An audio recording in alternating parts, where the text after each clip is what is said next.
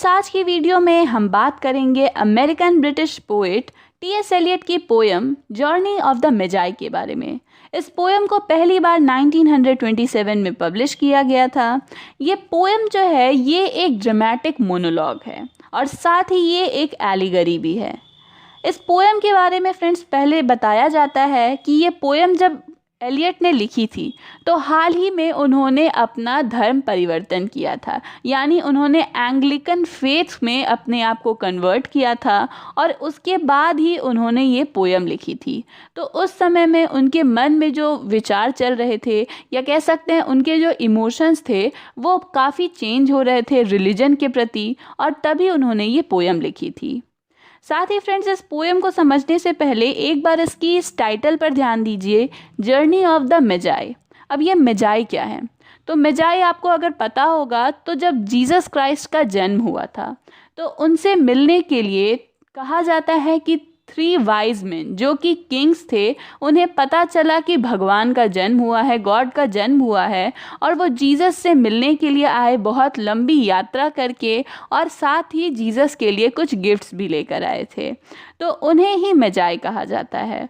और ये जो पोयम है उन 3 में से एक मेजाई के द्वारा कह सकते हैं एक डायलॉग की तरह है, जिसमें वो अपनी जर्नी के बारे में बताते हैं, उसके एंड के बारे में बताते हैं, और उस जर्नी का क्या इफ़ेक्ट हुआ इसके बारे में बताते हैं। यहाँ मेनली इस बात पर फोकस किया जाता है कि जब एक रिलीजियस ट्रांसफॉर्मेशन होता है, लोग अपना धर्म परिवर्तन करते हैं, तो ये ट्रांसफॉर्मेशन सिर्फ रिलीजियस नहीं होता है बल्कि स्पिरिचुअल भी होता है। और ये आसान नहीं होता, ये कोई इजी वे नहीं है कि आपने एक सोच को छोड़कर दूसरी सोच को एक्सेप्ट कर लिया। ये एक लंबी प्रोसेस होती है और काफ़ी मुश्किल होती है ये प्रोसेस, लेकिन अगर आप उस प्रोसेस में जुड़े रहेंगे, उस पर अपना पूरा ध्यान देंगे, तो आखिरकार आप एंड पर अपने जो आपका गोल है वहाँ पर ज़रूर पहुँच जाएंगे। फ्रेंड्स, इस पोयम की अगर थीम के बारे में बात करें तो वो होगी स्पिरिचुअल डेथ एंड रीबर्थ, यानी हमारी ये जो स्पिरिट है, हमारी ये जो आत्मा है, ये कैसे एक सर्कल ऑफ लाइफ से गुज़रती है, उसका जो पेन होता है, जो दोबारा से हमारी स्पिरिट का रीबर्थ होता है, उसमें जो पेन होता है उस पर भी ध्यान दिया गया है। और कैसे एक ट्रांसफॉर्मेशन के बाद हमें ऐसा फील होता है कि हम कहीं बिलोंग नहीं करते, और उस तरह की चेंज में खुद को ढालना कितना मुश्किल हो जाता है। Friends, T.S.. एलियट का पूरा नाम था थॉमस स्टर्न्स एलियट। वो एक American born British poet, essayist, publisher, playwright और लिटरेरी क्रिटिक थे। उनका जन्म हुआ था 26 सितंबर 1888 में और उनकी डेथ हुई थी 4 जनवरी 1965 में। साथ ही उन्हें नोबेल प्राइज़ इन लिटरेचर और ऑर्डर ऑफ मेरिट भी दिया गया था। और उनकी फेमस वर्क्स में the love song of J Alfred Prufrock, the wasteland, 4 quartets, ये सभी शामिल हैं। तो चलिए फ्रेंड्स, अब आगे बढ़कर इस पोयम को पढ़ते हैं और इसे समझने की कोशिश करते हैं। A cold coming we had of it, यानी जो मौसम था वो बहुत ही ज़्यादा ठंडा था, बिल्कुल फ्रीजिंग जो टाइम था, और उस टाइम में हमने अपनी ये जर्नी की थी। Just the worst time of the year for a journey and such a long journey, यानी ये जो समय था इस साल का, जो ठंड का समय था, वो एक यात्रा करने के लिए सबसे गलत समय था। और हमें यात्रा भी कैसी करनी थी? तो एक बहुत ही लंबी यात्रा करनी थी जीसस के पास जाने के लिए। The ways deep and the weather sharp, the very dead of winter, जो रास्ते थे वो बहुत ही ज़्यादा डिफ़िकल्ट थे, और जो वेदर था, जो मौसम था, वो बहुत ज़्यादा हॉरिबल था। हम कह सकते हैं कि बहुत ही ज़्यादा ठंड का मौसम था, और इस समय इस मौसम में ऐसे रास्तों पर एक यात्रा करना काफ़ी मुश्किल था। एंड द कैमल्स गैल्ड सोर footed refractory lying down in the melting snow, और जिन कैमल्स पर हम अपनी यात्रा कर रहे थे, जिन ऊँटों पर हम बैठ कर जा रहे थे, वो जो ऊँट थे बहुत ही ज़्यादा दर्द में थे, वो आगे नहीं बढ़ना चाह रहे थे। उनके पैर जो थे वो सोर फूटेड थे, सूज गए थे, और इसलिए वो उस पिघलते हुए बर्फ़ में ही वहाँ पर लेट गए। उन ऊँटों ने आगे बढ़ने से साफ मना कर दिया। There were times we regretted the summer palaces on slopes, the terraces, and the silken girls bringing sherbet.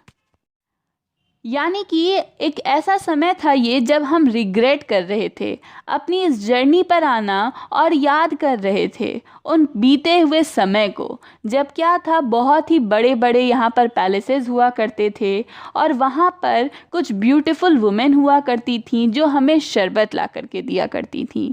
तो कितना अच्छा होता हम वैसी जगहों पर रहते। हमने क्यों इस भयानक मौसम में ये यात्रा शुरू कर दी, ये सोचकर हमें रिग्रेट होता था। Then the camel man cursing and grumbling and running away and wanting their liquor and women. साथ ही जो कैमल मैन थे, जो ऊँटों की देखभाल करते थे, वो भी अनरिलायबल लोग थे, उन पर भरोसा नहीं किया जाता था। पूरे रास्ते वो सिर्फ कंप्लेन करते रहते थे, शिकायतें करते थे।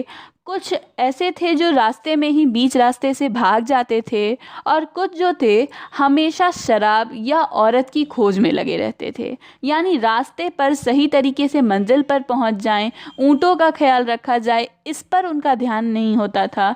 वो अपने में ही मस्त हुआ करते थे। And the night fires going out and the lack of shelters.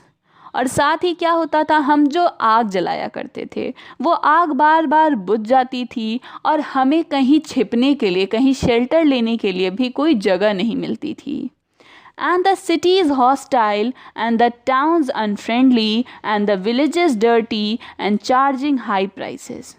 और जितने भी शहरों से गुज़रे या गांव से या नगरों से, जहाँ से भी गुज़रे, वो सभी लोग जो थे अनफ्रेंडली थे, हमें रखना नहीं चाहते थे, बहुत ही गंदे थे वो सभी शहर। और अगर हमें कोई होटल मिल भी जाता था तो इतनी ज़्यादा उसकी कीमत हुआ करती थी, इतने ज़्यादा पैसे वो मांगते थे कि हम वहाँ नहीं रह सकते थे। A hard time we had of it. तो ये कैसा समय था हमारे लिए? एक हार्ड टाइम था, बहुत मुश्किल हो रही थी ऐसे में हमें अपना समय बिताने में। At the end we prefer to travel all night sleeping in snatches. तो अंत में हमने क्या डिसाइड किया कि हम अपनी जर्नी को रात के समय भी करेंगे। रात के समय हम कहीं रुकेंगे नहीं, हम अपनी जर्नी करते रहेंगे, यात्रा करते रहेंगे। जब नींद आएगी तो सो जाएंगे, वरना ये यात्रा अब रुकेगी नहीं। With the voices singing in our ears saying that this was all folly.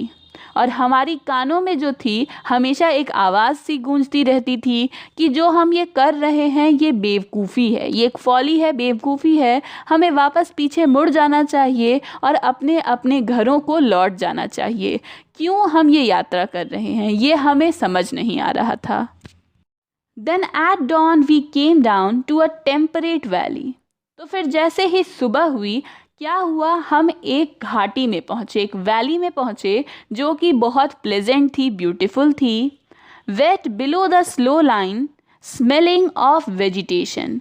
और साथ ही क्या था, ये वेट थी यानी थोड़ी भींगी हुई थी, लेकिन यहाँ पर स्नो नहीं थी, बर्फ़ नहीं गिरी हुई थी। और साथ ही बहुत ज़्यादा वेजिटेशन थी, प्लांट्स उगे हुए थे, खाने का काफ़ी सामान था यहाँ पर।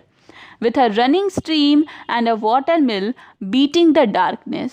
और साथ ही यहाँ पर क्या था, तो एक स्ट्रीम थी, एक नदी कह सकते हैं बह रही थी, एक वाटर मिल था और इस तरह से बहुत ज़्यादा खूबसूरत नज़ारा बना हुआ था। And 3 trees on the low sky। और साथ ही अगर हम लो स्काई यानी हॉराइज़न हम जिसे कहते हैं, हॉराइज़न की तरफ देखते तो हमें 3 पेड़ भी नज़र आ रहे थे। ये जगह जो थी ये रुकने के लिए बिल्कुल परफेक्ट थी। And an old white horse galloped away in the meadow. और साथ ही हमें एक वाइट हॉर्स दिखाई दे रहा था, एक सफ़ेद घोड़ा जो कि पास के एक मेडो में, एक घास के मैदान में दौड़ रहा था। Then we came to a tavern with vine leaves over the lintel.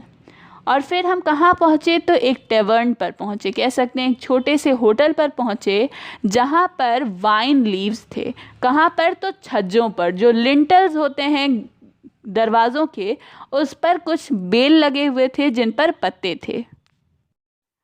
6 hands at an open door dicing for pieces of silver and feet kicking the empty wine skins। लेकिन अब यहाँ प्रॉब्लम क्या थी कि यहाँ पर कई सारे लोग थे और ये सारे लोग जो थे ये अब आपस में ही ड्रंक थे। वाइन की जो ग्लासेस थी उन्हें पी पी कर किक किए जा रहे थे और हमसे ये जो मेजाए थे इनसे पैसे मांग रहे थे। तो ये जगह भले ही ब्यूटीफुल थी लेकिन यहाँ के लोग सही नहीं थे और ये जगह भी शायद अब रहने के लिए सही नहीं थी। But there was no information and so we continued. अब चूंकि यहाँ पर हमें कोई यूज़फुल इन्फॉर्मेशन नहीं मिला, कोई इंसान हमें आगे के रास्ते के बारे में कुछ बता नहीं सकता था, तो यहाँ रुकना हमारे लिए कोई काम का नहीं था और इसलिए हमने अपनी इस जर्नी को, इस यात्रा को आगे कंटिन्यू रखा। And arriving at evening, not a moment too soon, finding the plate, it was you might say satisfactory. और आखिरकार शाम का जो समय था उसमें हम पहुंच गए, ना एक मोमेंट भी पहले नहीं, बिल्कुल शाम के समय हम कहाँ पहुंच गए तो आप समझ ही सकते हैं, बेथलेहम, जहाँ पर जीसस क्राइस्ट का जन्म हुआ था, वहाँ पर हम पहुंच गए। और आप कह सकते हैं कि ये जो चीज़ थी ये हमारे लिए सेटिस्फैक्ट्री थी। इससे कम से कम हमें एक सुकून मिला कि चलो अब ये यात्रा ख़त्म तो हुई, इतनी परेशानी जो हमने झेली थी आखिरकार हम बेथलेहम पहुंच तो गए। अब ये सब कुछ जो हुआ था ये काफ़ी पहले हुआ था, तो ये मेजाई में से एक जो है वो बता रहा है कि अब इस प्रेजेंट टाइम में क्या हो रहा है। All this was a long time ago, I remember. यानी मुझे याद है कि ये सारी घटनाएं जो हुई थी, ये यात्रा जो हुई थी, ये काफ़ी पुरानी बात है, एक बहुत समय पहले हुई थी। And I would do it again, और मैं दोबारा से इसे करूँगा।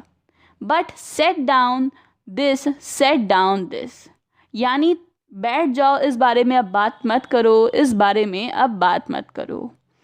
Where we led all that way for birth or death।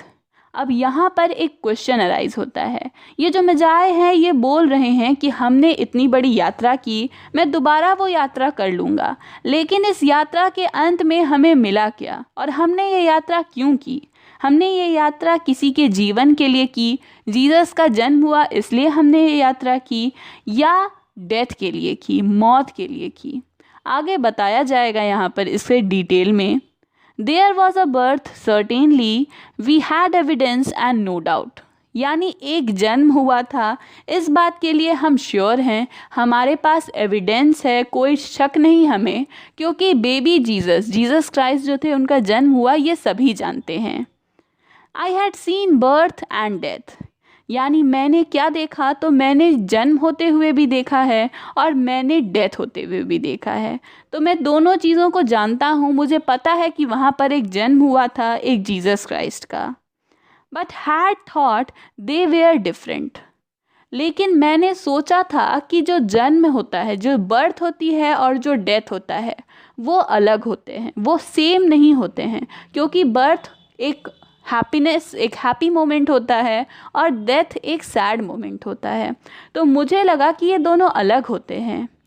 This birth was hard and bitter agony for us. अब ये जो जन्म हुआ ये हमें एक खुशी का माहौल नहीं लग रहा था, इसलिए यहाँ पर ये कन्फ्यूजन हुई है। जीसस का जो जन्म हुआ था वो कोई पॉजिटिव एनर्जी से भरा नहीं लग रहा था, काफ़ी परेशानियाँ थी, लोगों के मन में दुख था, और इसलिए लाइक डेथ आवर डेथ, ऐसा लग रहा था कि मानो ये खुशी का नहीं बल्कि दुख का समय हो। और ये कैसा दुख हो, तो मानो किसी की मौत हुई हो, जैसे हमारी मौत हुई हो, क्योंकि जीसस के जन्म लेने के बाद एक न्यू वर्ल्ड की स्थापना हुई है। जो ओल्ड वेज अभी तक चले आ रहे थे वो अब बंद हो जाएंगे और इस तरह से एक ट्रांसफॉर्मेशन होगा। तो इस ट्रांसफॉर्मेशन में ऐसा लग रहा है मानो हमारी स्पिरिचुअल डेथ हुई है। We return to our places, these kingdoms।